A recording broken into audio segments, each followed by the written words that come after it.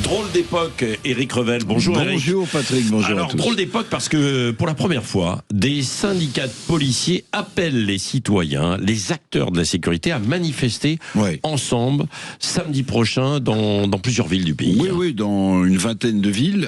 Alors j'ai tiré cette petite phrase du syndicat Alliance qui est majoritaire chez les policiers et les gradés. Cette phrase, c'est « Pendant que la criminalité s'organise, se structure et se radicalise, l'État recule ». Cette phrase est frappante, à mon sens, et elle incarne le ras-le-bol et la colère sourde des forces de l'ordre. Ce ras-le-bol a donc passé un cap avec cet appel à manifester samedi prochain. Alors que, disent ces syndicats, la France s'enfonce dans l'insécurité, la délinquance progresse et donc une partie des policiers se sent abandonnée par les pouvoirs publics et va le dire haut et clair samedi prochain en appelant les citoyens à les rejoindre pour manifester.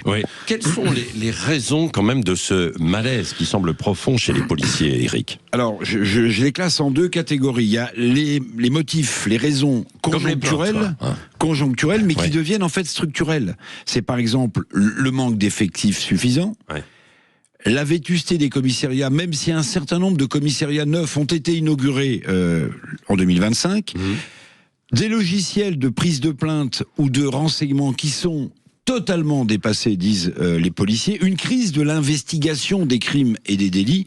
Voilà des motifs conjoncturels, mais qui à mon sens deviennent structurels parce que année après année, les policiers disent qu'il manque de moyens. Mais il y a aussi l'effondrement de leur autorité qu'ils constatent. Et ça, c'est tout à fait ancré, c'est tout à fait structurel. L'impression de vider l'océan de la délinquance à la petite cuillère. Je rappelle que il y a un refus d'obtempérer toutes les 20 minutes dans notre pays et que les policiers ne sont plus respectés. C'est aussi ça la raison, j'allais dire, structurelle de leur malaise. Oui, c'est ça. Et puis en plus, la situation économique du pays n'est pas terrible.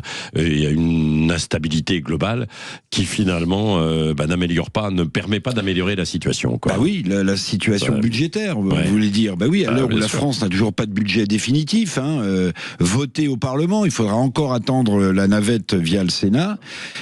Le ministère de l'Intérieur ne peut sortir aucun plan, ne peut pas faire des annonces de rallonge financière susceptibles d'apaiser la fronde des policiers. Faute de moyens et d'effectifs, écoutez bien, 2 millions de procédures sont en attente de traitement en France. Les paperasses s'accumulent. Plus de 3 millions de nouveaux dossiers sont à traiter chaque année. Les services d'enquête sont donc saturés, pris entre l'ensauvagement de notre société et les manques de moyens. Et puis attention, Patrick, parce que la police nationale, et j'y rajoute la gendarmerie, sont les derniers piliers qui tiennent encore cette République debout. L'épuisement de nos policiers, leur colère sourde doit donc être traitée en priorité. La police donne rendez-vous dans 23 villes de France samedi prochain.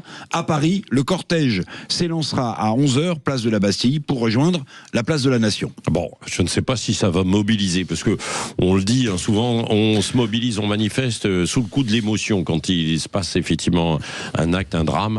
Là, c'est plutôt à froid, mais c'est intéressant de voir cette démarche. Je ne sais pas si vous seriez prêt, vous, à aller manifester auprès des policiers samedi prochain. Vous pourrez bien sûr réagir tout à l'heure. Jean-François Aquili, bonjour. Votre Patrick. invité politique, 8h15. Ce sera Pierre Jouvet, secrétaire général du Parti Socialiste et député PS européen. Tiens, on pourra lui poser la question sur cette mobilisation policière. Et il y a sur la table, évidemment, les municipales, avec le Parti Socialiste qui aligne 2000 têtes de liste, et la question sur les relations avec la France Insoumise. Très important. À tout à l'heure.